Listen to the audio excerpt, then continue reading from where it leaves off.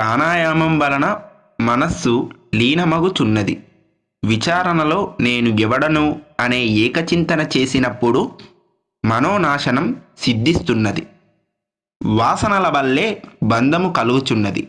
వాసనలనగా అనేక జన్మ పరంపరల నుండి వచ్చెడు అలవాట్లు.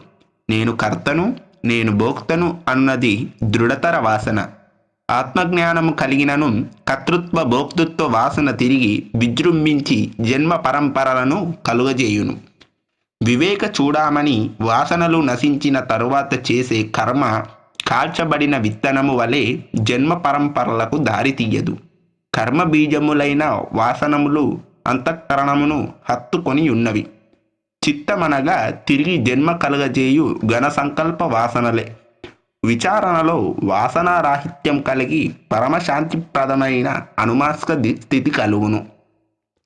విచారణలో చిత్తము చిద్రూపములో లీనమగును. వాసనరాహిత్యం ఉన్నప్పుడే శాశ్వత స్వరూప స్థితిలో ఉండగలము.